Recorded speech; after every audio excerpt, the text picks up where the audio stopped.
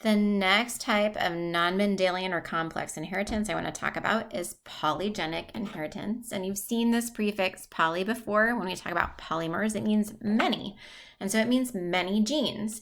So it is a trait that has two or more genes that act on it, right? And so usually that means we see a really wide range in phenotype. And examples of that would be anything where you're seeing a wide range in phenotype. So skin color is an example, eye color is an example. We talked about brown and blue, but we all know there are more things beyond that. So that makes that's because there is more than one gene.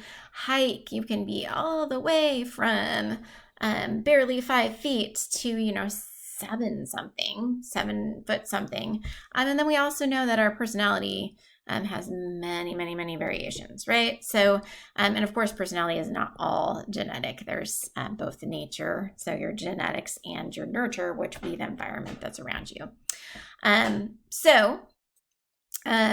You can also have examples where epistasis can occur, and that's really where you have a gene, like in the case of albinism, where there is one gene that is causing problems with the other gene that then causes a complete change in the other gene. So let's move on to linked traits. So this is in the case of linked traits.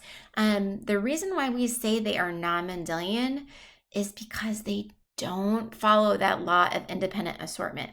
So linked genes are genes that are located really closely together on the same chromosome, which means it's less likely. So in the case of this red and blue here, it's less likely that they'll get separated by crossing over, right? The further apart they are, the more likely that we have some crossing over event where we swap with another chromosome. And so then, even though they're on the same chromosome, they end up independently assorting. They don't stick together all of the time because of crossing over. But when traits are really close, since they tend to not get separated by crossing over as often, then that means they get inherited together. And blonde hair and blue eyes would be an example of that. I don't know if you've ever noticed that often those go together. People who have red hair often also have freckles. And that's because they're located really close to each other on the chromosome.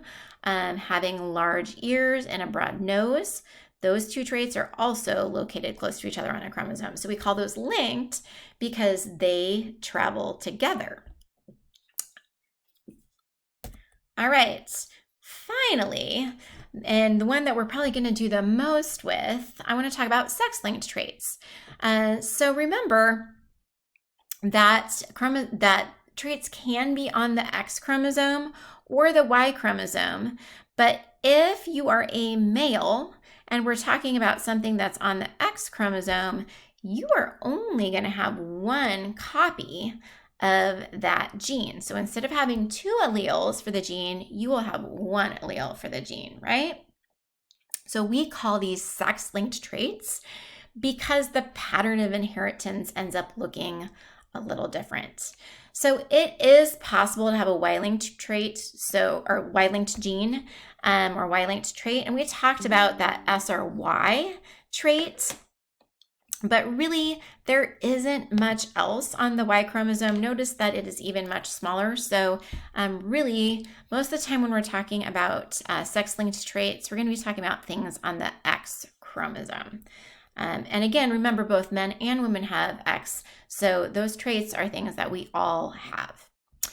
So because genes on the X chromosome are seen with just 1 copy in men, we can often recognize X-linked traits because we will see those traits show up way more in males when they're recessive than in females, right? Because they only have 1 X, so they only need 1 copy to show that trait.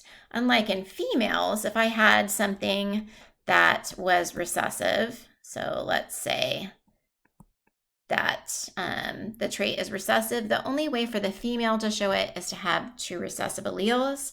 But remember, males only have one copy, so they only need one allele to show the trait. So let's practice with what that looks like. So in sex-linked traits, when we do Punnett squares, we have to show the X and the Y. So we write the X and the Y, and then we, next to the X or the Y, if it's on the Y, we write the allele that we're following. So color blindness, classic example of a sex-linked trait. The dominant allele, this is a straight dominant recessive trait. The dominant allele is for normal vision, and the allele for color blindness is recessive. The Y chromosome does not have the gene. So if we have a woman who is a carrier, that means that she has an allele, but she doesn't have the trait. So that means she's heterozygous. So she is normal because she has the dominant trait, but she has a recessive allele. We call that being a carrier when you have an allele, but you don't see it because it's recessive. Okay, and then it says that we have a man that is normal. So since he only has one X, that means his X has to be the dominant allele. And then his other chromosome is a Y, and we have to show that so we can look at what's happening in both men and women, or boys and girls, in terms of their offspring. So here, this baby would get 2 copies of the normals, and it would be a girl because we have 2 X's. This baby would have 1 copy from dad, that is normal, and 1 copy from mom, that's recessive. So this baby is a carrier, right? This baby is normal. This baby is going to get a normal allele from mom and a Y allele from dad. So this is a normal boy. And this baby is going to get the colorblind allele from mom and a Y from dad. So this is a colorblind boy.